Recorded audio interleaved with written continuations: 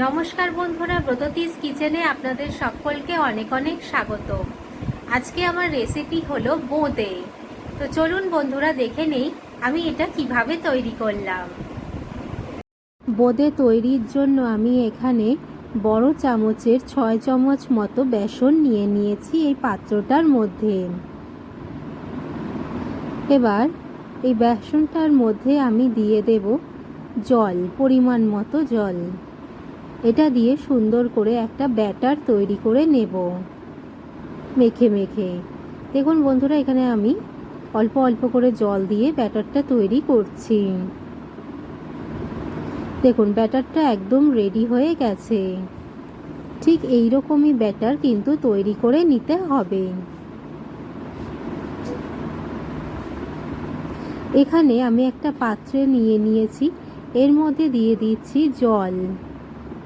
এই পাত্রের হাফ বাটি মতো জল এখানে দিয়ে দিয়েছি, আর দিয়ে দিচ্ছি হাফ বাটি মতো চিনি। মিষ্টিটা আপনারা আপনাদের পছন্দ মতন দিয়ে নেবেন। আর দিয়ে দিচ্ছি 2টো এলাচ ফাটিয়ে। এলাচ দেওয়ার পর এখানে দিয়ে দিচ্ছি সামান্য একটু ভিনিগার। এটা দিয়ে ভালো করে ফুটিয়ে নেব।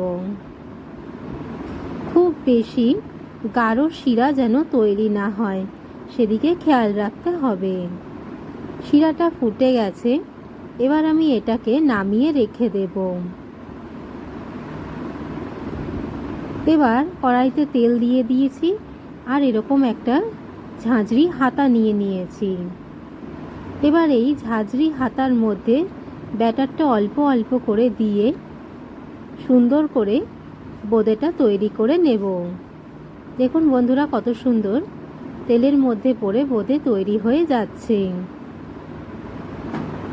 আরও একটু করে আমি আপনাদেরকে দেখিয়ে দিচ্ছি। আর এই সময় আঁচটা কিন্তু একদম লোতে রাখতে হবে, তা না হলে এগুলো বেশি ভাজা হয়ে যেতে পারে। দেখুন বন্ধুরা, কত সুন্দর ফুলে ফুলে উঠছে তেলের মধ্যে পড়ার পরই। ঠিক এইভাবেই বাকিগুলোও আমি তৈরি করে নেব।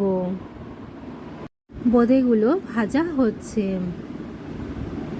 একদম অল্প আছে। এরকম অল্প সময় একটু ভেজে নিয়ে এগুলোকে আমি একটা পাত্রের মধ্যে তুলে নেব।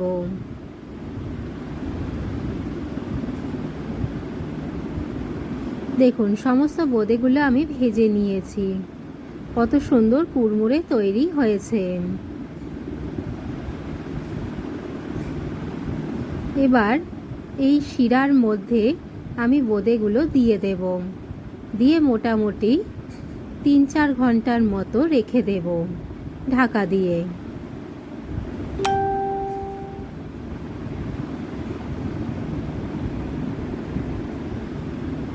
3-4 ঘন্টা পরে আমরা দেখব এটা কীরকম তৈরি হয়েছে।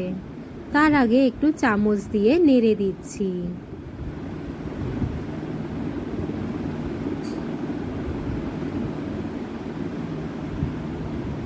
তিন চার ঘন্টা পরে এটাকে আরও 5 মিনিট মতন ফুটিয়ে নেব। তারপরেই কিন্তু তৈরি হয়ে যাবে খুব সুন্দর রসালো বোঁদে। তাহলে দেখুন বন্ধুরা, কত সুন্দর রসালো বোঁদে তৈরি হয়ে গেছে। এটা বানানো খুবই সহজ।